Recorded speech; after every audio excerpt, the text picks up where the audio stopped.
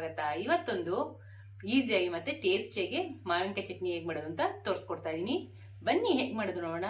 ನಮ್ಮ ಚಾನೆಲ್ನ first time ನೋಡ್ತಿರೋ subscribe ಮಾಡೋದು ಮರಿಬೇಡಿ. ಲೈಕ್ ಮಾಡಿ, ಶೇರ್ ಮಾಡಿ, ಕಮೆಂಟ್ ಮಾಡಿ.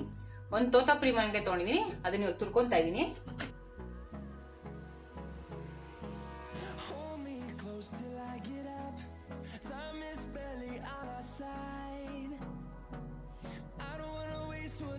ನೋಡಿ ಇವಾಗ ತುರ್ಕೊಂಡು ಆಯ್ತು. ಈಗ ನೀಟಾಗಿ ತುರ್ಕೋಬೇಕು. ವಾಟರ್ ಎಲ್ಲ ಬಿಟ್ಟು ಇವಾಗ ರುಬ್ಕೊಳ್ಳೋಕೆ ಒಂದೊಂದೇ ಪದಾರ್ಥಗಳು ಹಾಕೊಂಬೋಣ. 1 ಟೇಬಲ್ ಸ್ಪೂನ್ ಸಾಸಿವೆ ತಗೊಂಡಿದ್ದೀನಿ, ಹಾಕೊಂತಾ ಇದೀನಿ. ಇವನೇನು ಉರಿಯಂಗಿಲ್ಲ, ಹಸಿದ ಸಾಸಿವೆ ಹಾಕೊಳ್ಳೋದು. ರುಚಿಗೆ ತಕ್ಕಷ್ಟು ಉಪ್ಪು ಹಾಕೊಂತಾ ಇದೀನಿ. 7 ರಿಂದ 8 ಬ್ಯಾಡಿಗೆ ಮೆಣಸಿನ್ಕಾಯಿ ಹಾಕೊಂತಾ ಇದೀನಿ. 5 ಖಾರದ ಮೆಣಸಿನ್ಕಾಯಿ ಹಾಕೊಂತಾ ಇದೀನಿ. ಇದು 1 ತೋತಾಪುರಿ ಮಾವಿನಕಾಯಿಗೆ ನಾನು ಹಾಕೊಂತಾ ಇರೋದು.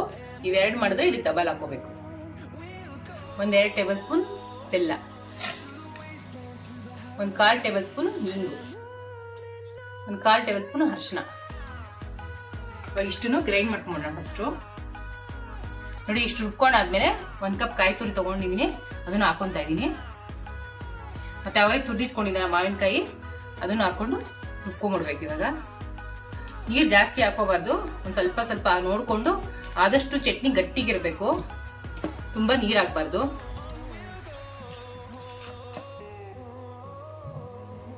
ನೋಡಿ, ಇಷ್ಟು ಗಟ್ಟಿಯಾಗಿ ರುಬ್ಕೋಬೇಕು. ತುಂಬಾ ನೀರು ಹಾಕೊಳ್ಕೋಬೇಡಿ, ಮಾವಿನಕಾಯಿ ಆಲ್ರೆಡಿ ನೀರಿರುತ್ತೆ.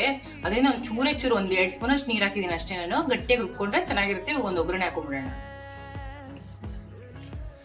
ಇವತ್ತು ನಾವು ಯೂಸ್ ಮಾಡ್ತಾ ಇರೋ ಕಡಲೆಕಾಯಿ ಎಣ್ಣೆ ಆದ್ಯ ಗಾಣದ ಕಡಲೆಕಾಯಿ ಎಣ್ಣೆ. 1-2 ಟೇಬಲ್ ಸ್ಪೂನ್ ಹಾಕೊಂತಾ ಇದೀನಿ. ಇವಾಗ ಎಣ್ಣೆ ಕಾದಿದೆ, ಒಂದು ಅರ್ಧ ಟೇಬಲ್ ಸ್ಪೂನ್ ಸಾಸಿವೆ ಹಾಕೊಂತಾ ಇದೀನಿ. ಒಂದು ಸ್ವಲ್ಪ ನೀರು, 1 ಟೇಬಲ್ ಸ್ಪೂನ್ ಅಷ್ಟು ಕಡಲೆಕಾಯಿ ಬೀಜ. ಇವನ್ನೊಂಚೂರು ಫ್ರೈ ಮಾಡ್ಕೋಬೇಕು. ಜಾಸ್ತಿ ಫ್ರೈ ಮಾಡಕ್ ಹೋಗ್ಬೇಡಿ, ಸ್ವಲ್ಪ ಫ್ರೈ ಮಾಡ್ಕೊಳ್ಳಿ. ಅದು ಮಧ್ಯ ಸ್ವಲ್ಪ ಮೆತ್ತಗಿರ್ಬೇಕು, ಕಟ್ಟಮು ಅಂತ ಇರಬೇಕು. ಚಟ್ನಿ ಜೊತೆಗೆ ತುಂಬಾ ಟೇಸ್ಟಿ ಆಗಿರುತ್ತೆ. ಇಲ್ಲಿ ಸಾಕು ಆಗಿದೆ. ಇದಕ್ಕೆ ಒಂದು ಅರ್ಧ tablespoon Kashmir chilli powder ಹಾಕೊಂತಾ ಇದ್ದೀನಿ.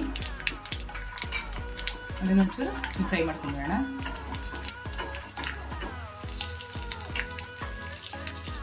ಒಂದು ಸ್ವಲ್ಪ ಕರಿಬೇವು ಹಾಕೊತಾ ಇದ್ದೀನಿ.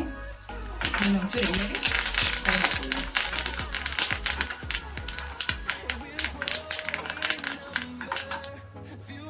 ಒಗ್ಗರಣೆ ಇದಕ್ಕೆ ಹಾಕೊಂಡ್ಬಿಡೋಣ. ಇದು ಚಪಾತಿ ಮತ್ತೆ ಬಿಸಿ ಅನ್ನಕ್ಕೆ ತುಪ್ಪ ಹಾಕೊಂಡು ತಿಂತಿದ್ರೆ ತುಂಬಾ ಚೆನ್ನಾಗಿರುತ್ತೆ. ಟ್ರೈ ಮಾಡಿ, ಹೇಗಿತ್ತು ಅಂದ್ರೆ ಒಂದ್ಸಲಿ ಕಮೆಂಟ್ ಮಾಡಿ ತಿಳಿಸಿ.